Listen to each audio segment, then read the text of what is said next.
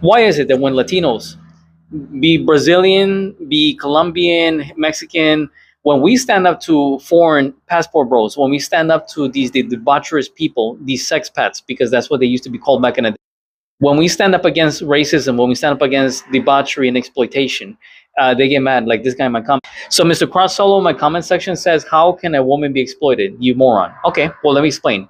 When you promise a woman a food for in exchange for sex, and then you sleep with her, and then you don't give her food, that is exploitation. When you promise to sleep with a woman and then you'll pay her, and then you don't pay her afterwards, like a guy told Mr. Austin Holloman did.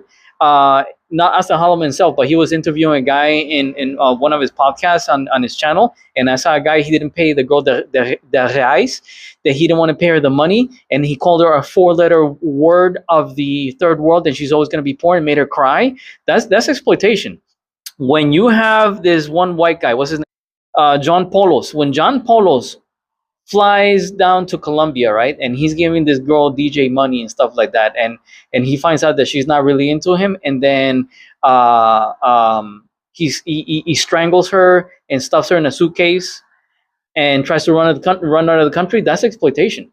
When you travel to other countries and you start messing with little kids and making them promises in exchange for food because they're suffering from hunger, that's exploitation. And it doesn't happen only to women. It happens to kids, both boys and girls. It happens to transgender people. It happens to gay people. All right, the LGBTQ community in Latin America, lots of things happens to them, and these things go unreported. I have heard of things that don't go unreported, both on the international and sometimes on the national level. Okay, that's exploitation. When you kidnap people, force them to do manual labor, or even traffic them to do some type of adult services work, that's exploitation. There's all sorts of exploitation, and it does happen. So, Mr. Crossolo, please don't come into my comment section like that again, because I will. I want to be honest with you. Get some help. Seriously, talk to someone, a professional, and get some mental help, because you should not be defending the indefensible. You should not be defending the indefensible. Okay.